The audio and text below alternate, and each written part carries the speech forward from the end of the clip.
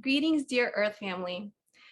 Welcome to Ascension Stories. And today I would like to introduce you guys to Shaman Steve. He's a healer and a spiritual alchemist. Welcome, Shaman Steve. How are you today? Wonderful. Before we start, it's funny, I get flashes of auras with people, and yours is magnificent. Beautiful violet. It extends like 3 inches above your head. And yeah, it's glorious. I love when I see violet. That shows you are in the peace zone and the bliss zone. So it's just my pleasure to have this opportunity to talk with you today, Natasha. I've admired you from afar. The work that you do, your poetry is beautiful. Inspiring that you published it.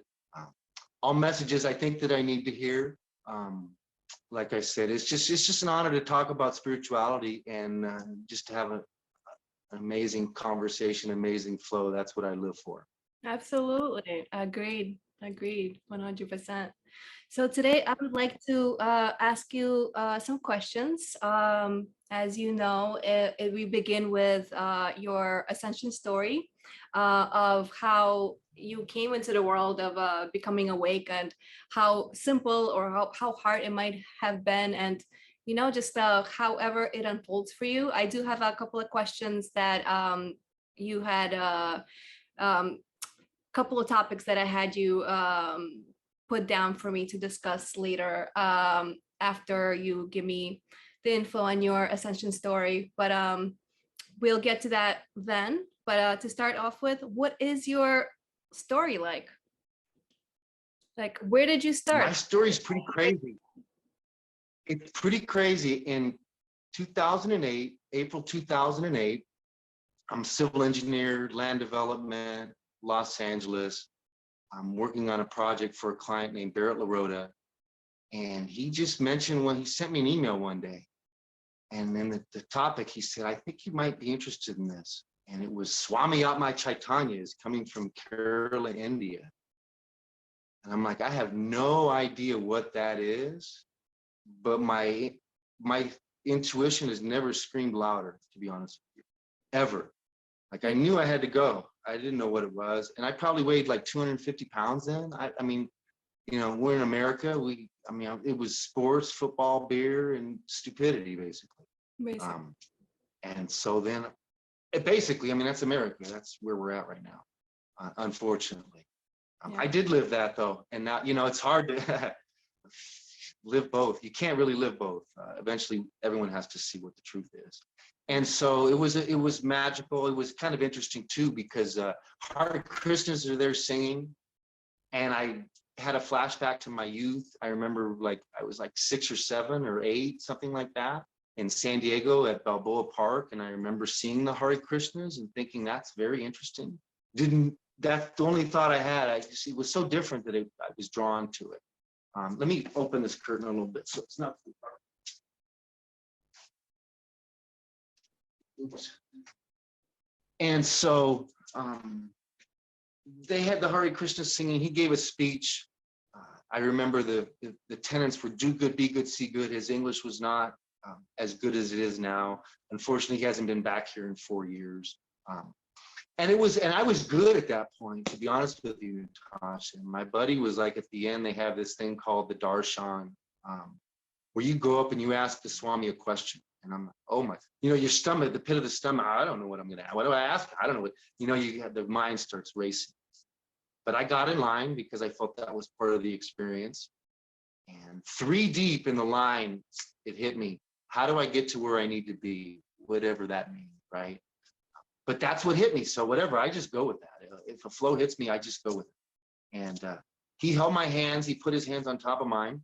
I felt like he was trying to show me something, which I could not see. I felt that, but I could not see it. And he looked at me like, sometimes a dog look at you sideways. He's like, you don't recognize me? And that was profound for me. Because I didn't even know what a Swami was. I didn't know where, where's India, all this stuff. I didn't care about any of that stuff. But he held my hands and I had truth bumps, I call them, not goosebumps. That were just electric. I don't know if you can feel that now. He's here now. And my wife could feel it 20 feet away at the time. Just hair-raising chills, like, what is this? And he just looked at me and said, you come to Barrett's house tomorrow, I teach you meditation. My Indian accent's not that good. And so the next day I went and to Barrett's house, and Mr. Swami was upstairs, and he showed me, how to hold the mudra, gave me a mantra, and I started trying to meditate. And a minute was almost impossible, sitting Indian style like this. I mean, come on, absurdity, all of it. But you keep, you have this experience, I'm doing this, and then things start to get a little better. In the physical realm, it's funny how that works. It's like, it gives you all the needs in the material to be able to then transition it, and you gotta flip it and then go all spiritual, but still maintain that aspect. At least in my opinion, that's kind of how I've worked it. I had to free myself from the matrix financially. And sometimes you have to be pushed and see signs. Like I'll digress a little bit with but when I moved from LA, it was not an easy decision. My wife really wasn't on board. She grew up in LA. I knew I had to get out because I knew.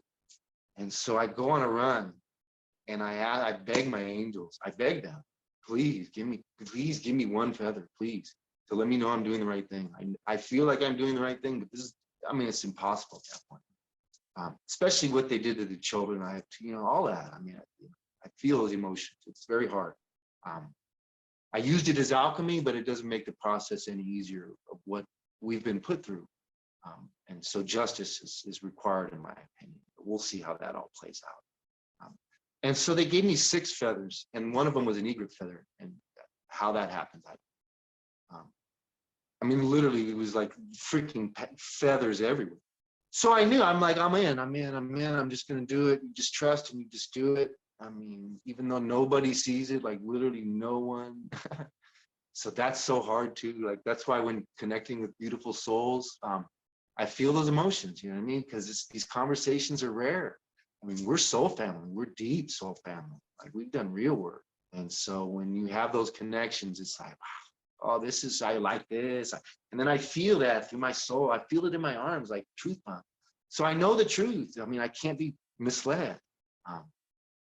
Because I just listen to that. I feel the energy through me. And I've worked so hard to get to this point. I owe my guru everything. But it's funny, on this path, I would like to talk about guru, because everybody thinks, you get this guru, and they're going to tell you to do this. They're going to tell you to do this. And you do it all, and then you're magically, enlightened. And he would tell me stuff, and I knew I couldn't do it. And I had to sort through that. Like, I'm ignoring my guru, really? I can't do it. I know I can't do it. Why would I? And so I think part of this is you have to figure this out. There's one really cool story. I remember when he was here, they were doing a prayer for Lama Norbu, who was here. He's a Tibetan master. These are the kind of people I've had the blessings to be around. But they didn't tell me. I didn't know. So I'm at work that day. And my intuition was screaming at me like, you can't be here. You have to be at Barrett's house, but no one's answering the phone, right? So I just went over there and got there right as the prayer started. And that was another step in the journey. Like, you have to see the unseen. You're not going to get confirmation. You just have to do it. You just have to keep building this trust, this faith. My guru calls it faith and confidence, faith and confidence, faith and confidence.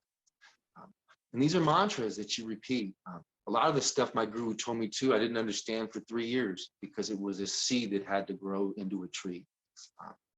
And you have to sort through all of it. It's beautiful, but painful and hard, because it's lonely too, because there's like, people just don't understand. And they can't understand, like we talked about in the is their energy's not there, and they don't work on the energy. So how can they see? How can they see? And so, but that's, you said something beautiful in one of the texts or the Telegram. We'll have the podcast, and your message will resonate with who it's meant to resonate. And that's exactly what it is. There's no grandiose, like, hey, we're going to do this. And it's, there may be one person that hears it. And that's the beauty. That's everything. That's everything. that's how I do it now. It's like individual encounters where they're open to it, and you can work magic. Magic is just magnetic. You just attract it. So Yeah. that's the way I'm doing it now. It's kind of, I'm as the observer watching myself, I laugh because I'm pretty out there, and I wouldn't change a thing, to be honest with Yeah, I feel you. Same. I would not change my weirdness for anything. Even though, I mean, to be honest with you, I do still sometimes feel insecure for being so weird, but it is what it is. It is what it is. There's nothing wrong with being different. It's just that leftover voice. There's, you're not good enough or whatever. It's still working on it. Still working on it. So you. It's yeah, a program. it's a program. Exactly. I'll catch myself on things that are just nonsense sometimes, and I'm just like, I see it for what it is. I understand it for what it is. At the same time, it's just like it's stuck there. I'm just like, no, but it doesn't make sense. Stop ruminating in something that doesn't make sense. But yeah, little by little, we're Talk to it. continuing to work on it. Natasha, talk to that voice and tell Yep. it to go away. Yep. I mean that. It works so well because they're scared children. They're archons. That's really what they are. They're just energy. Yeah.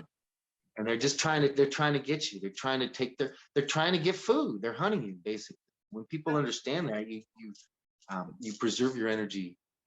We all make mistakes, though. We've all made mistakes. Yeah. Especially now, though, it's so important to protect our energy because Exactly. we're so out there. We're so in the abyss right now. Yeah. It's so important for self-care.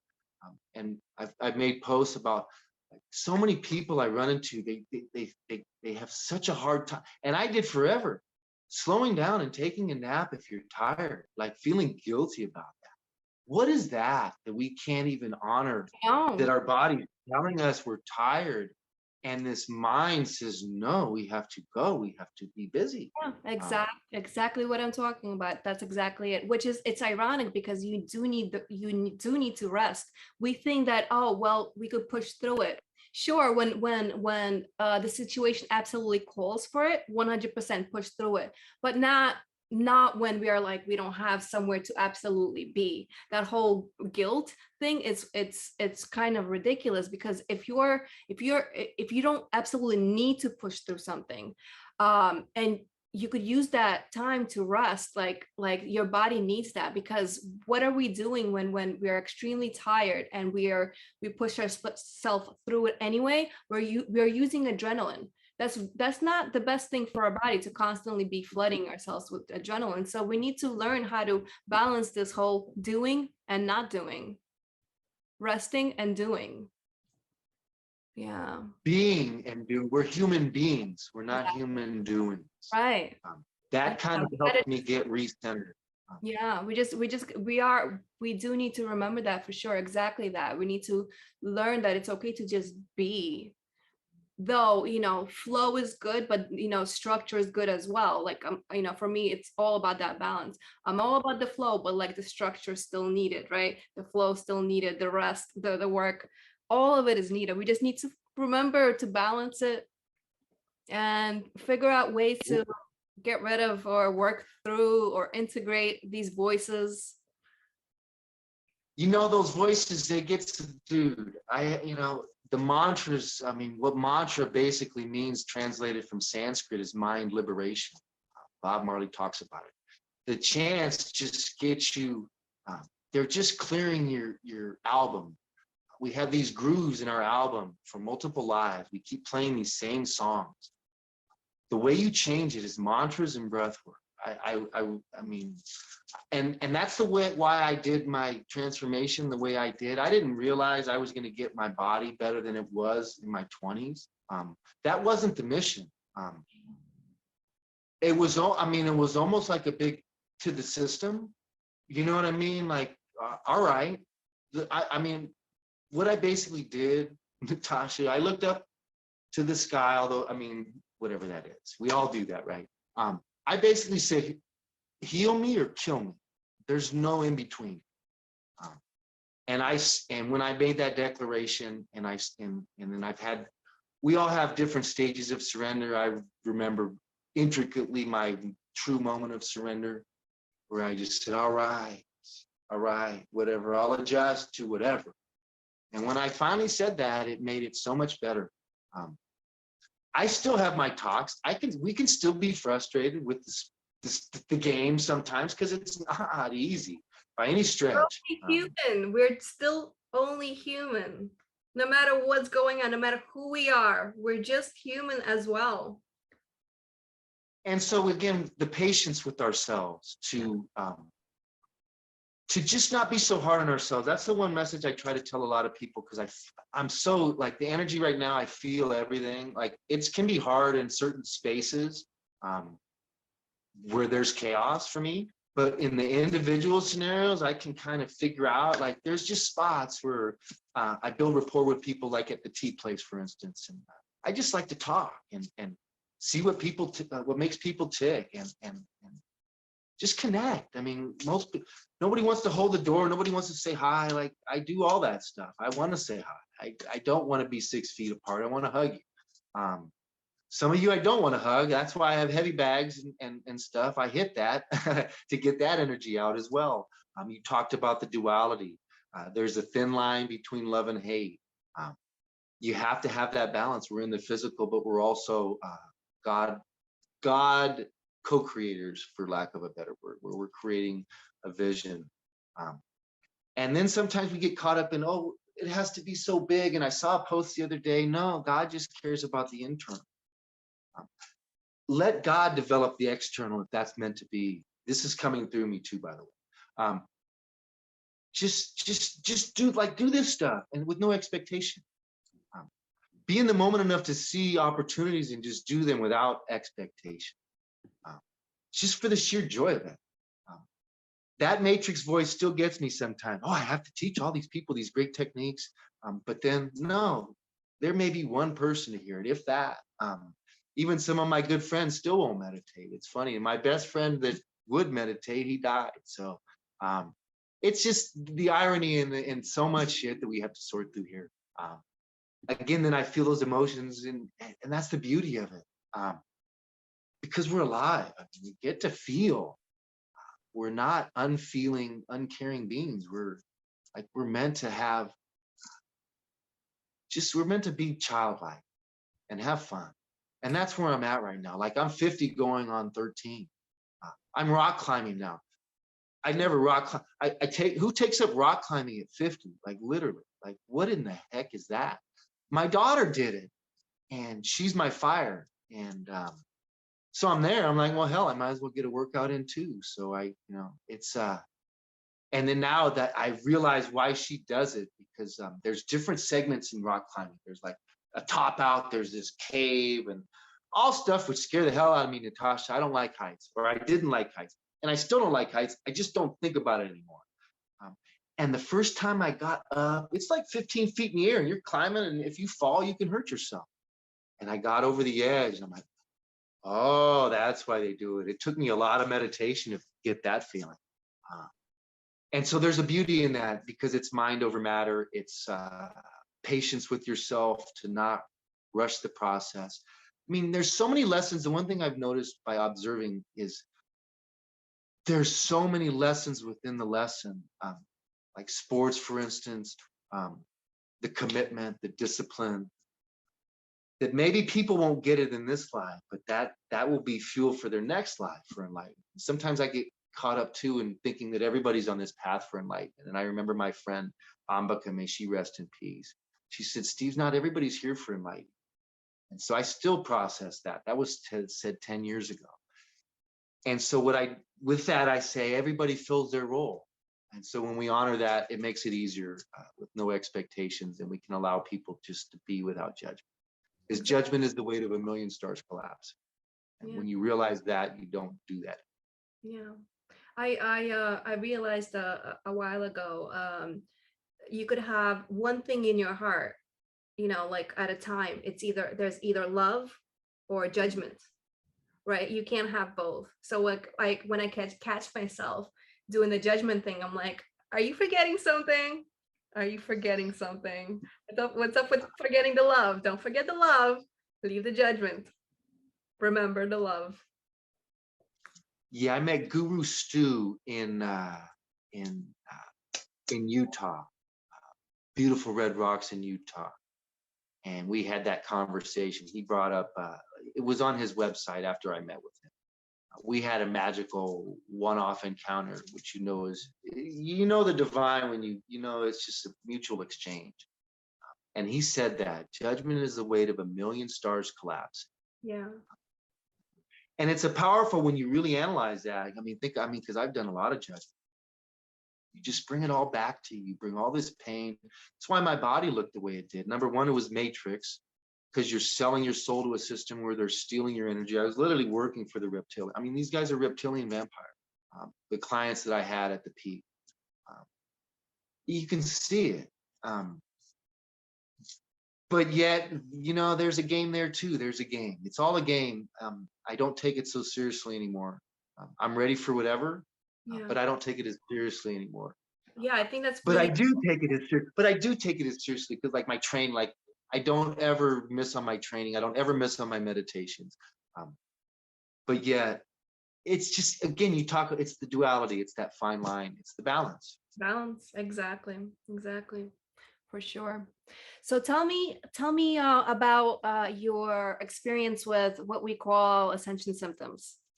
It's a whole can of worms, and I'm going to release a podcast episode probably at some point soon to talk about ascension symptoms and my understanding of how basically what ascension symptoms is, and this is what I'm going to talk and expand about, is technically what others can call the Kundalini syndrome.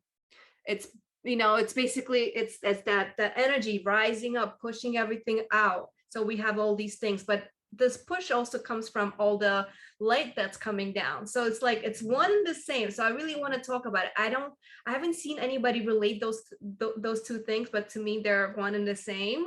The more I continue to look and observe, I'm just like, it's the same thing technically. So let's talk about your experience, whatever your experience might be. Well, before I start with that, I want to share a quote that my guru told me years ago that is like his number one quote for me. He said, you either learn the lesson at the right time or the wrong time, but you will learn the lesson. So for me, that kind of keeps me allegedly ahead of the curve. I like to push the envelope. I felt like I had to make a conscious decision 2 years ago on Lionsgate. Like that was my last chance in my head to make the transformation, which I had to give up alcohol. And that was not easy. Well, it was easy, but it wasn't easy. It wasn't easy for the whole time until I made the decision like I'm done. And then it was easy. But that was, that's because you have to survive in this system, in the matrix. You're giving away your energy for the money that they're paying you, basically. That's what it is. And so you have to unlearn everything and relearn it. So back to ascension symptoms.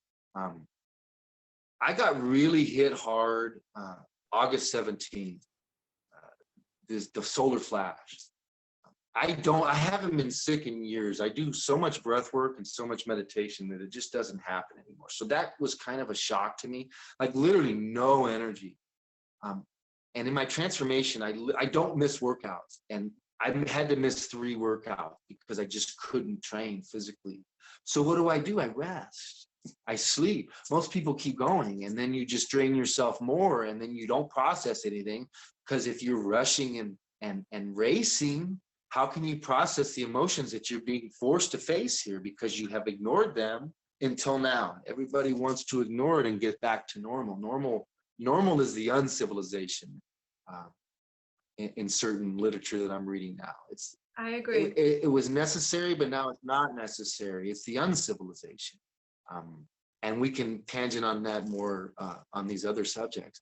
And so for me, and oh, it was brutal because I had my conditioning at a certain level, right? And it's like you're tremendously sick. And ironic that COVID symptoms match Ascension symptoms.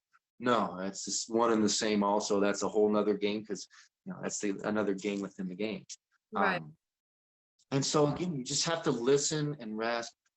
And so, but then that following Monday, I got it back on my program. And oh my God, my conditioning was so bad. But first day, I just eased back in. Second day was harder. And then the third day, I was back to normal, even though my body wasn't ready. So it was a mental mind F. But my heart controlled my mind, not the other way around. And so I don't care how much pain I'm in or what, if I pass out, I pass out, but I'm not stopping. That's kind of what I've trained. And I didn't have that mindset before. It's all from the meditation. It's all from breath work. It's all from commitment to your spirit, to your essence, to your truth, not looking outside yourself for any answers. And so I process all this, and you have to process it. Most people don't want to face any of their emotions. They keep burying it. And so that's why everybody's on like a different tangent. I feel right now a lot of people are really messed up. They don't know what to do.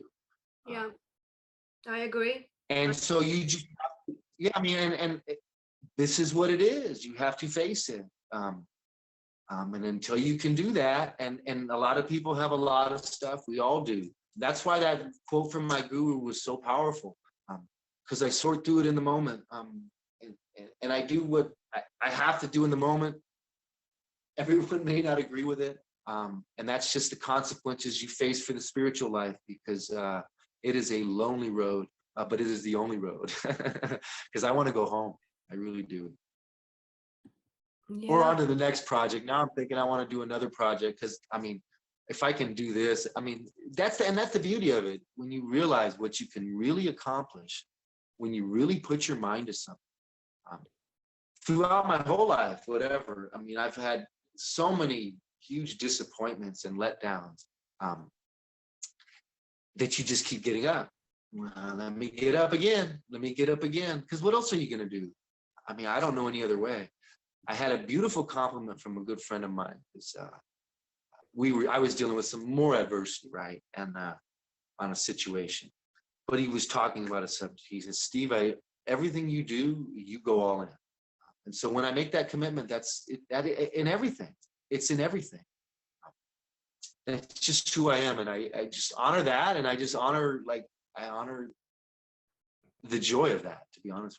Yeah, absolutely. And I do want to add that we should always remember to, I guess, welcome balance in the form of not getting our hopes up as well. Wouldn't you agree? Like, that's like to not destroy ourselves further on the inside. So like whatever, it doesn't mean that, I succeed in it all the time, but like I try to not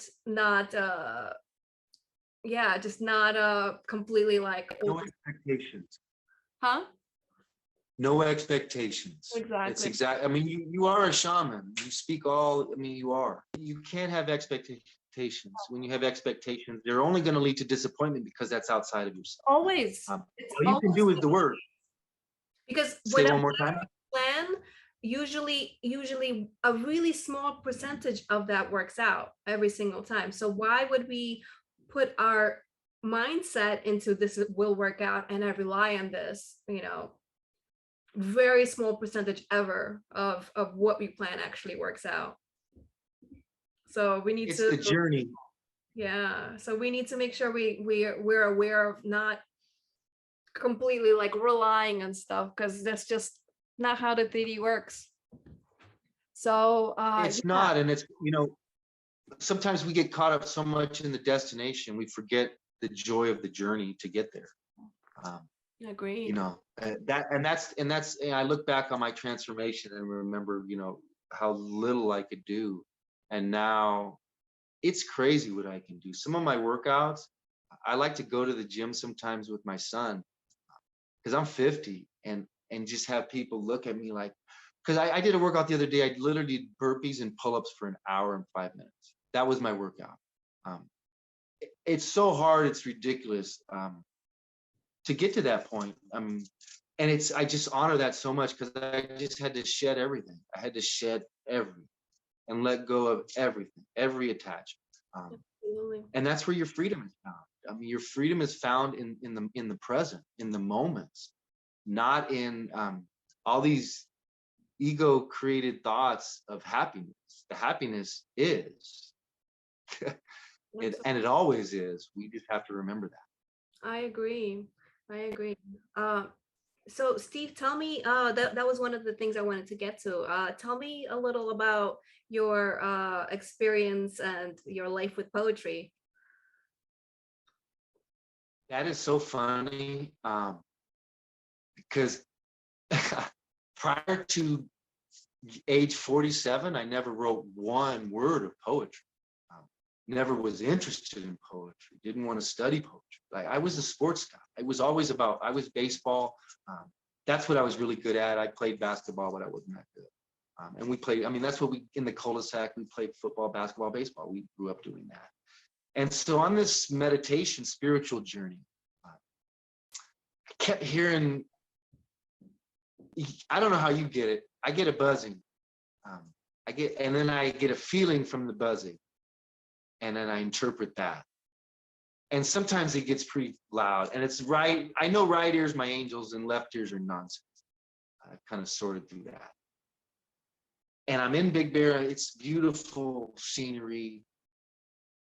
And the buzzing starts. And it's really loud. And I do this. I do one of the, all right, I'll write it. All right, I'll write it. Because I had this poem in my head about the sun. Because I had just finished a program of sun gazing. I don't know if you're aware of sun gazing. Yeah. Where you actually look at the sun. I completed Hiromanics program. And so that had just opened up, it just opened up grace. That's all it does. And then, because the words are never mine, the words are not yours, they're your experiences through you. But when you're in the flow, it's not there. Those words are not yours. I know that. I mean, they're not mine.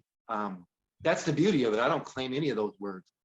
I hear them, and then you sort them. You kind of put them. I put the puzzle together. That's kind of how I do it. That's exactly it. And then when I hear, it's funny because if I hear the words, I don't care what time it is. If it's 3 a.m, it's time to write poetry. Or 1 a.m, it's time to write poetry. Because if I don't write it down, then it's gone. That's what I learned. It's gone, and they don't come back. So you have to get it down because that spirit literally coming to you with a message for whoever it's meant to be, right? So I have enjoyed that tremendously. I never imagined I would write as much as I did. I've probably written thousands now. Oh, wow. And it's funny because it had to be a certain format for me. It had to be 3 times. It had to be 9 verses, 3 times 3. And it's just weird how it follows no traditional format. I heard how I had to write it down, and I just trusted it. I didn't let that ego mindset, you know what I mean, get in the way. Yeah. It's like, hey, this is what I write, whatever. If you like it, you don't like it, I don't. There's a freedom in that, and no expectation of people will like it or not like it. But then you have to sort through that too. There's moments of lessons where, yeah, you get tested in that. So how true is that statement, Steve? So it's a game. It's a game. If more people realize it's an eternal game at that, because it never stops. The learning never stops. We're in the Earth School. Yeah. It's funny, when I graduated college, I thought the learning stopped. I remember vividly, and it was just getting started. Everything just getting started. I mean, we're just getting started. I'm just getting started. To be honest with you, that's how I feel. I mean, the magic right now. I mean, it's just it's right here. You can taste it. I mean, I know you're experiencing it. My meditations are ridiculous. I'm basically breathless. It's just, I mean, my best time of the day is meditation, Natasha, to be honest with you. And it's a trained habit. It's years and years. I haven't missed in years. I don't miss. And it's a substantial time because I value it so much. It's just, it's everything. It's everything to be able to sit, because I never could sit before. Because the mind wants you to just, boom, let's just sit. And it's just, wow, you're connected. You're so free. And that's to look back on everything. It's beautiful.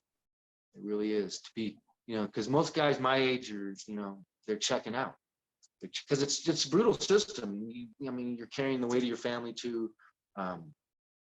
You sedate to deal with the pressures, and now with inflation, and all the bullshit. Just endless. It's just, basically you have to sort through everything, like everything, literally every single thing we were taught is bullshit. And it's hard to have those conversations with people because people like their bullshit. So that, again, it's like I said, these opportunities to express myself. Thank you. Thank you. I feel like it's not exactly that people like their bullshit. I'm sure you agree. It's more so, it's more so they don't know where to start. They're just trying to get fucking through. Trying to get through their day. So they manage however they can. Yeah. You're right. And that's an important statement. Get through. One thing, you have a choice. You either get through the day or get from the day. It's a mindset. And it's a very difficult place to be right now, especially if you've ignored situations now you're being forced to face them. I do have empathy for that. Right. Yeah. But I can't attach to it as well. I can't, because as empaths, we can attach to that and realize, wait a minute here. That's one thing I learned too. That feeling's not mine. And I never attach to it now. It's a very quick process to get out of that. But again, everything takes time. You have to be willing to learn. If you're willing to learn, then things will get better. If you're unwilling to learn, and the victim mindset keeps you as a victim, and then you're controlled, and then your energy is harvested, and you're basically, you're just a donor. You're an energy donor. It's crazy. When you see that, you and I both see the same system. Yeah. You're a host to a parasite or parasites. Pretty much. That's what it is. It's the blob. They're the blob. And yes. An energetic parasite, just because you can't see it doesn't make it not real. One thing I'd like to mention is our eyes see 1/10 of 1% of the visible reality. So what's real, the 999 or the one? Right. It kind of gives people just, it's another seed that I plant with people. Right. We tend to use only our eyes. We only use our eyes to see, but I use my feeling. Yes. Same. The eyes get in the way. Yeah, the eyes get in the way. Yeah, I agree. Yeah, it's interesting. Yeah, my vision, even though I see very clearly, it's really weird because the way I perceive the world for the most part, it is through the heart, and it's just like all this other stuff is extra.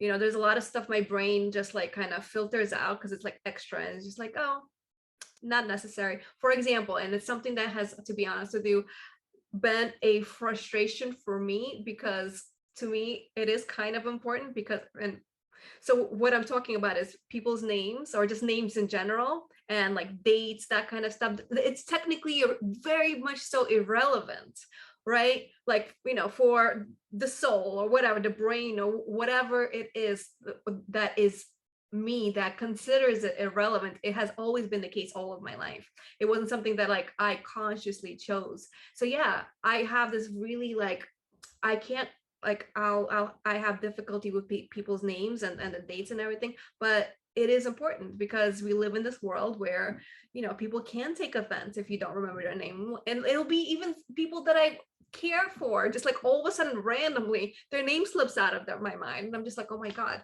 this is so embarrassing. But yeah, there's like this whole perception thing. Like for me, it's just like, how does this feel? That's the only thing that my system considers relevant.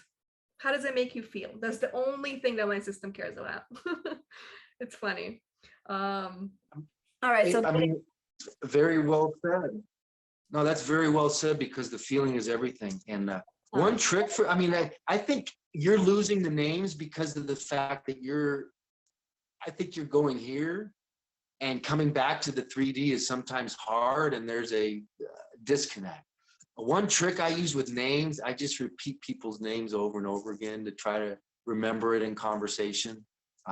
But I think you're just, just be who you are. And when people take offense, I think that's just a lesson for, Yeah, for them because like I as still well. You know, why are you the afraid? regular world, Yeah. and I would. And if you can laugh about it, sometimes. Sorry. Go ahead. No, go ahead. Sometimes humor is the best way out of situations. I learned that from Lama Norbu. Sometimes if you can find a way to laugh, it's helped me tremendously, because sometimes when there's the anger from that situation, if we attach to that, then we escalate it. If we can see it for what it is, and then find a way to joke, you know how I am, or just, you know, to diffuse it. There's lessons for both, I think. There's just, it's almost like, it's just this, I view ocean waves as I'm speaking now. Everything comes in, comes out. It's just, it is what it is. One thing I learned recently is pay attention closely to nature. Our civilization tries to control everything. Yeah. Nature allows everything to develop. And that's why we live in the uncivilization. And we can get all our truth from nature, basically. We are nature. We're just in different phases of it. Yeah. The way I view it. Yeah. The way I don't know how often I mention this, but I feel like I mention this often enough. So to me, you know, the word universe, God,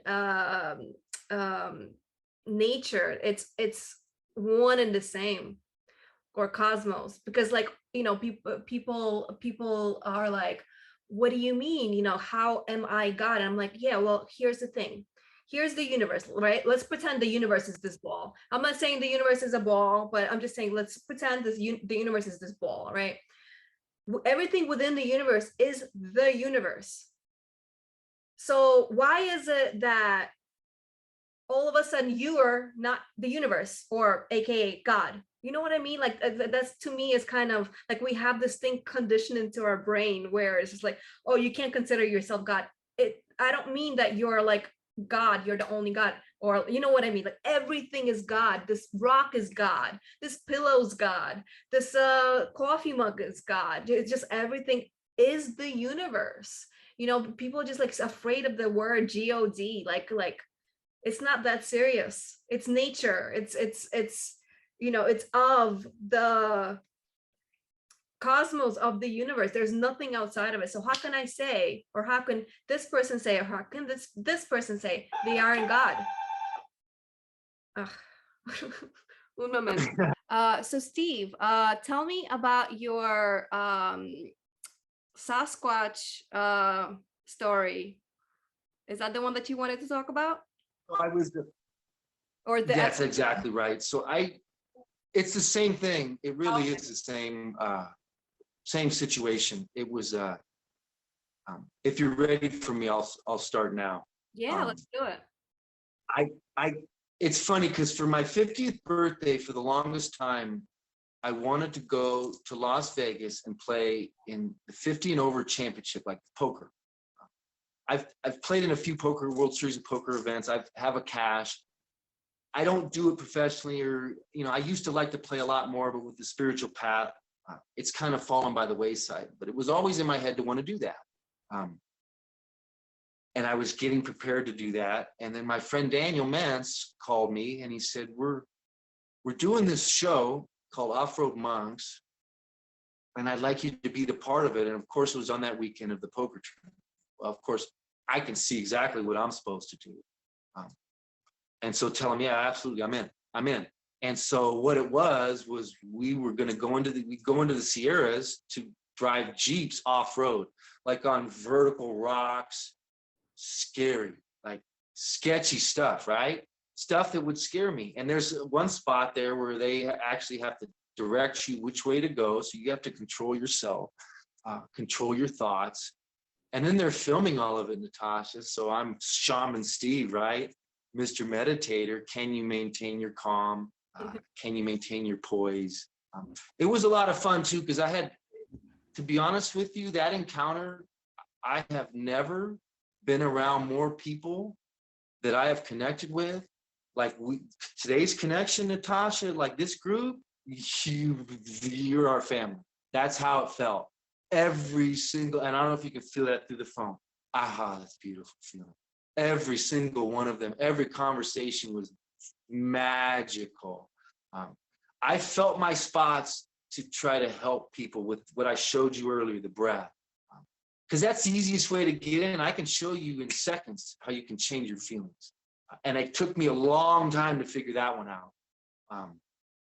And so I just have spots to show them, and then to see and see their face light up. That's when I know I'm in my element. And then it's also fun to say, hey, I'm doing this pilot TV show, the ego a little bit.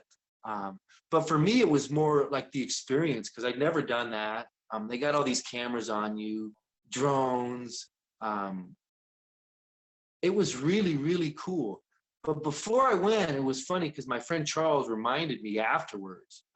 I told him that I was going to have a Sasquatch account. I felt it in my bone. And then analyzing some footage from like 4 years earlier, I think I'd had one previously, didn't recognize it. It's a sound. There's a sound in the jungle or in the forest that sounded very similar to my experience this time. So to flash forward, so we were doing this exercise, and I'm walking through the forest, and I'm like 25 feet away from this guy named Josh, another great dude. And all of a sudden, the forest just got quiet. Like, I mean, just like bird, nothing. There was no sound. Like, and I knew right away, like, oh, what? I know what this is. And I told Josh, and then a couple other people. There's only 2 other people that noticed it. It's funny. Like, I think only they were the ones to recognize that. And then this loud rumble for like 20 seconds in the jungle. And I had forgotten previously, I brought my conch shell out there. If you know what a conch shell is for ceremonies. And I blew it 3 times for like 20 seconds. And so when I analyzed it later, I realized that was their response. And then one of the Sasquatch came to me in a dream. And then the next day, I asked them to, I want to be in their tribe, to be honest with you. That's kind of, I mean, that's what I feel. So part of this story, we're driving back. I'm driving with Swami Tommy. And I wanted to bring up the subject again. And he asked me, he said, what do you think they are? And I said, I think they're the caretakers of the forest. I think they're the shaman of the forest. And immediately on the radio, 3 owl whoops. He looked at me like, you know how you look like, basically he said, I sure need confirmation on that. 3 more owl whoops, right? So then the story gets, because I blogged it immediately, but then I processed some of this information later. And then the next morning I went for an amazing walk with another gentleman named Anand, he helped me so much on this trip. And I'm finding turkey feathers. I mean, I'm finding like feather after feather. Like nobody finds feathers. I find feathers everywhere. Like it's nuts where I can find feathers. And I found this one feather I didn't recognize. And I had, long story short, I asked someone to figure out what it was. And it was an owl feather. And that was my first owl feather. And Sasquatch can shape shift. They're interdimensional, as you talked about before. They're known to be the owl. I think they came into my camp that night. I just feel like I'm part of that. And then as I start researching the history on, if you know, Krishna's story and the rock bridge to Sri Lanka, you talk about the monkey people. Well, they're Venaran people. Hanuman, I believe Hanuman is Sasquatch. That I feel that Hanuman is Sasquatch. They're not monkey men. There are elders. There are brothers here to teach us how to live on this plane. That's what I learned. To find all this and to find these books, like it's crazy, Natasha. These 3 books that I found, the message was so hardcore. Like each day I had an experience. That chapter talked about that experience. They're my soul family, and they come to me.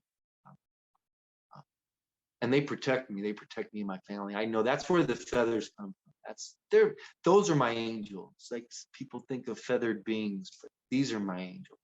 And they're 11 foot tall and they train like maniacs, just like me.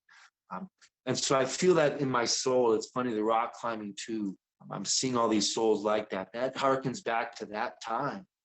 And that's who we are. It's these Pleiadian beings. And maybe others, but I feel like that's what resonates with me, with that time I mean, I have UFO experiences with that. A good channel to check out is Colorado Bigfoot on YouTube.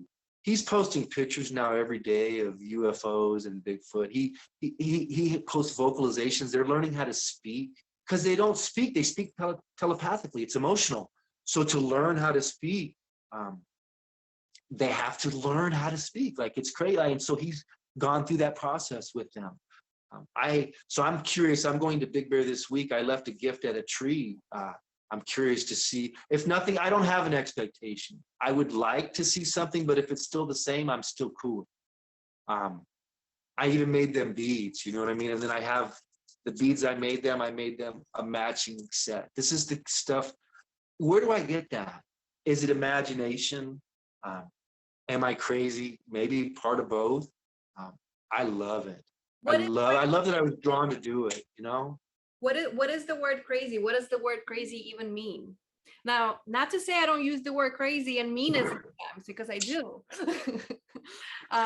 So for me, crazy is basically, you know, just something that for the most part is used to kind of dim somebody down. Like, oh, you're not acting in line of how we're supposed to act.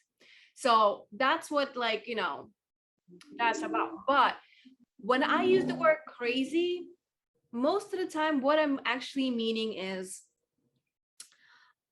you are responding, or this person, whoever it is, you know, that this person is responding from their pain, and they are not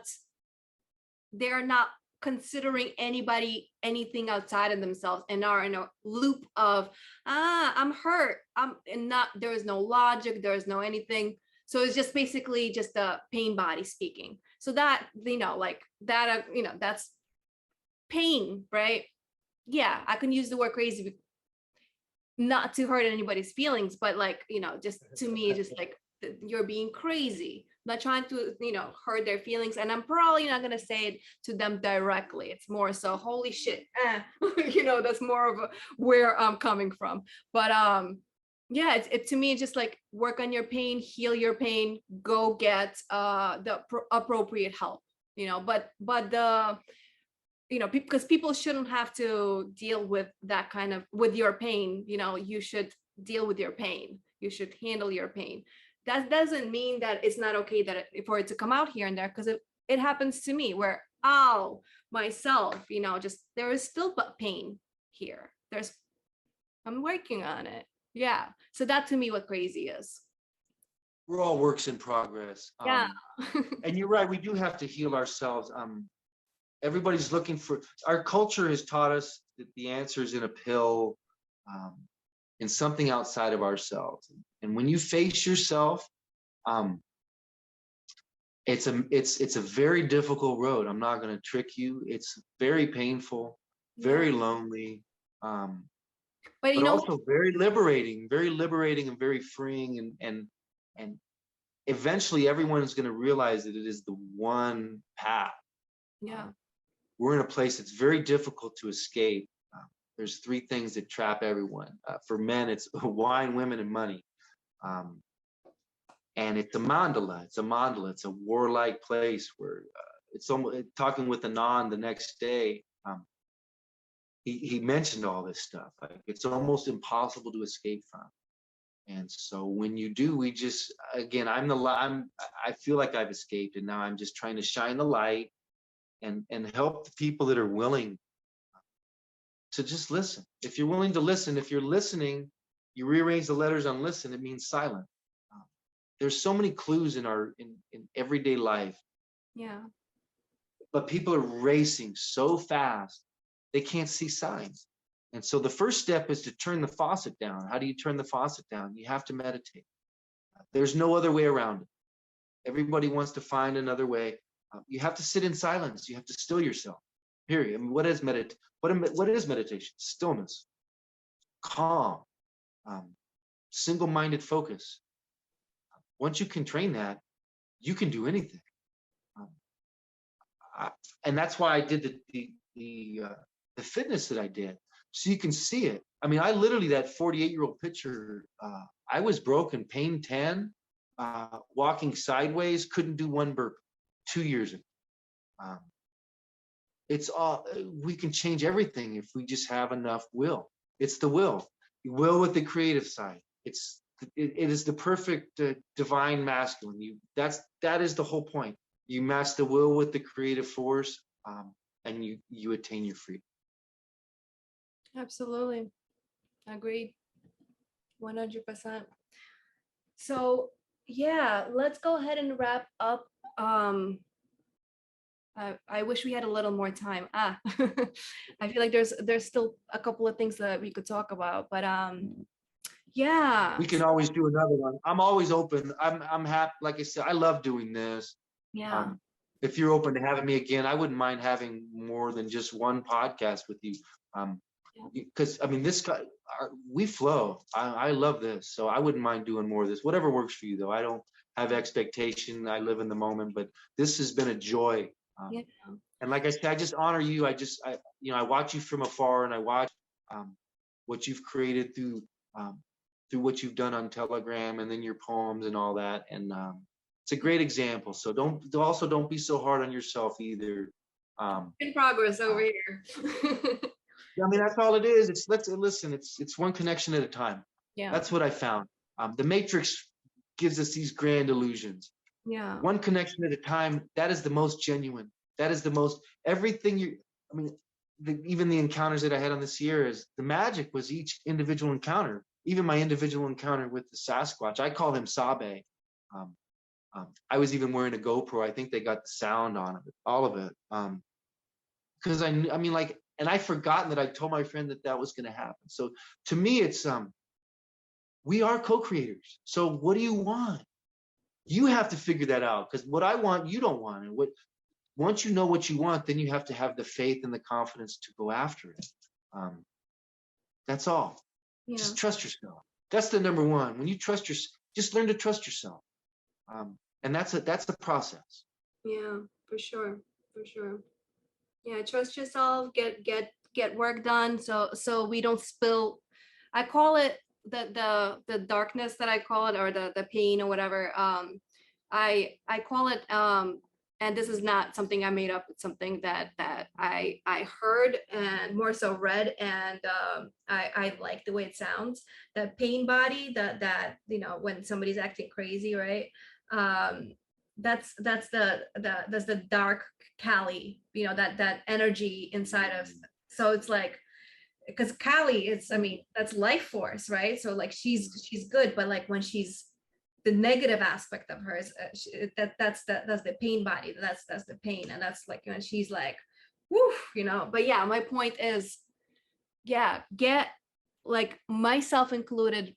We need to continue to do the work to heal our trauma, so we don't spill it out onto other people, or just have ease for ourselves. And meditation, I agree with you, Steve. This is very, very important. And I would like to also add to that, whatever form the meditation comes in, because for certain individuals, it doesn't always work where you sit in a certain way, a certain practice. Like, for example, for me, because when I was first attempting it, I had a lot of back issues. I couldn't sit up straight. It was just a lot of pain. So when I did the meditation, I would lay down. Now, not everybody could do that, because some people do fall asleep. But for me, or maybe perhaps somebody could lean on a wall. That's another way. And there's single focus. Everybody does like different things. For me, it's just I'll empty my mind, and it doesn't always work, because sometimes you're in a certain kind of mood and whatnot. But yeah, for me, just I empty my mind, and just like whatever kind of flows through or doesn't flow through. It's just basically the emptying and relaxing. And what I've been doing specifically lately, my form of I like to use meditation, because I'm laying down. For some reason, I'm doing this, because like still in my mind, you have to be sitting up to do meditation, which is not the case. This is what I'm teaching, but yet I'm not I'm still doing the air quotes as if it's less valid. It's not less valid. But I'll lay down. What I've been doing lately is I'll lay down, and I'll I'll tune into either my physical body. I do two different forms of this specific practice. I'll tune into my body and see if there's anything in my body that I need to feel and integrate, or I'll do the same thing with my emotional body. I'll tune in and see where there's, like, let's say anxiety or whatever, and I'll feel through that, therefore integrating it. So that's like part of my meditation as of late. But there's other things that I do. But yeah, meditation is definitely, you're so right, so important, so important, one way or another, because we need to, when we do that, we're connecting to spirit. And I think that's better than turning on TV on an all the time basis. If somebody needs to watch their TV, sure, but also balance, right? As always. So Steve, I would like to ask you, that's something that I usually try to remember, ask people before we go. What is your definition of New Earth? Wow. Yeah, that's a good question. I What think do you harmony think? and peace. Harmony and peace with ourselves. I mean, it starts with us. Yeah, If you can create peace within yourself, your world will be peaceful, because you're gonna shed everything that doesn't resonate with that. yeah, I mean, and I couldn't agree more. I think we just have to continue to work on ourselves. When we're shown signs, listen to them and go with them. I would suggest that breath that I taught you today, maybe mix that in, try to do a few more breaths when you're clearing your mind, because I like that, because when you're focused on that breath, there are no thoughts. And then really, like, slowly release, like 8 could be 18, like think like that, and then see if that can take you to another level too. Just try it. And because the breath work, to me, like, it's funny, Natasha, because I was on the spiritual path for 7-8 years before I figured out that I had to do breath work too. Took me that much time in meditation to learn the breath work. So I try to teach the breath work first, because I think that's the catalyst for everything else. Because the breath work is kind of what got my body back, because you just purge all the toxins. yeah, You purge all the toxins. yeah. Breath work is like the key. The breath work is the fountain of youth. I'll put it like that. Right. Yeah, guys, look into breath work. Look into breath work. What would you suggest? Where could people go to get into breath work? Like, what would you say? I have a video that I've created on YouTube. I can send you a link. Beautiful. And Yeah. it's what I taught you. There's different types of techniques. I do really, what I taught you is a beginner stage, and then I have very forceful breaths that I do that take you to cloud 9. It just, and I had to train up the levels. But I think for this one, yeah, my YouTube video would be a great start, because it guides you. I created a guided meditation. I forget how many, it's like 5 minutes. So it's not extensive. And I get very positive feedback on that. So I'll send you that. Yeah. And then see if you like that. Like I said, with it being guided, then it just helps you remember. And then you can only focus on the breath, which then empties the thoughts. For sure. For sure. Yeah, guys, breathwork is it's interesting that a lot of people do discover breathwork later on in their journey. It is true. So yeah, guys, breathwork will help you, like, if there's nothing else that you want to do when it comes to healing your traumas. Breathwork is a great tool, because, like, it'll just kind of goes in there and moves this stuck energy around, whatever the process is. That sounds like like it would be the way that it works. Just right, just kind of moves that energy, because, like, you're bringing you're bringing a spirit into it, because our breath, I mean, what is the origin of the word, what is it, air? There's some kind of correlation between air and the word spirit. I forget exactly what it is. The word of spirit is Latin for breath. Spirit is Latin for breath. There we go. Spirit, like SPIR, spirit is Latin for breath. So inspire, you breathe life in. So that's exactly what it is. And you're so on the right wavelength. When you're doing breath work, you're bringing oxygen is God. Oxygen is God. That's what it is. With your breath, you're literally bringing spirit into your body. So wherever your traumas are, they are going to be moved through breath work. And we're not talking about just breathing regularly. We're talking about what's called breath work. And I know you guys know how to breathe. That's usually people's response. But this is different. This is working through moving the trauma out. And the way I like to view it too is the breath work helps you control the emotions, and the mantras help you control the mind. It's a two-faceted approach. I think most people can't find the breath work because the mind is racing. I found the breath work when the mind stopped racing so much, and I was able to see the signs clearer. That's all. And it's a gift. You pay dues in meditation, you get the gift of the breath work. Yeah. And so they're all gifts to help you see through the illusion of the current reality that we live in. And so the new earth that I just, each day live life to your fullest. Enjoy life. My guru always says life is liberty, independence, and freedom for eternity. So take that and run with it. Yeah. So I'll throw in my opinion, and once in a while I'll do this. I'll throw in my opinion what New Earth is. So for me, New Earth, absolutely agree with you. Starts here. Starts within our individual self, and then when we are vibing in such a vibe, in this heightened vibe where we're happy, we're joyous, we have love pouring out of us.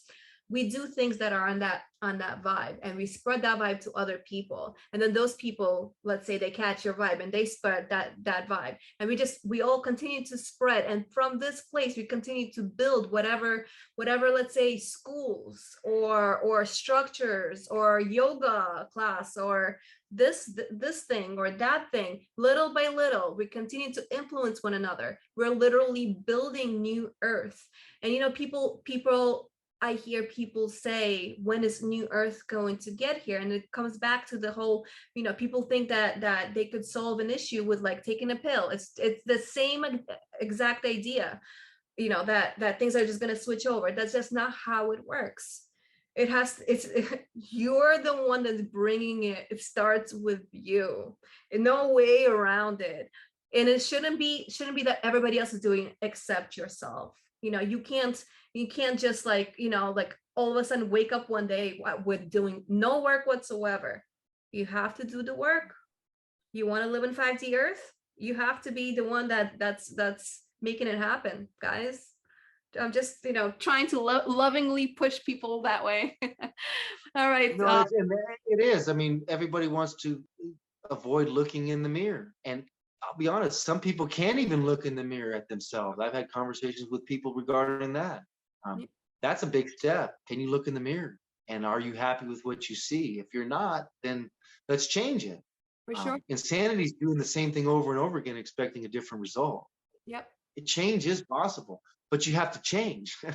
Absolutely. I mean, everybody wants to change without changing. Put your left thumb over your left nostril. Agreed. Okay. All right, my love. Thank you so much for coming on. Left thumb, left nostril. It was a Breathe pleasure. in for 4. And I hope people Hold for 5. continue to gain from these videos. And the whole really biggest point is you're not alone. Right nostril, there's other weirdos out there just like and just breathe like out us. for 8 slowly. All right. It's a beautiful. I had a wonderful time. Thank you. Thank you so much. I will see you soon. Bye, everybody. Sounds great. God Thank bless. you.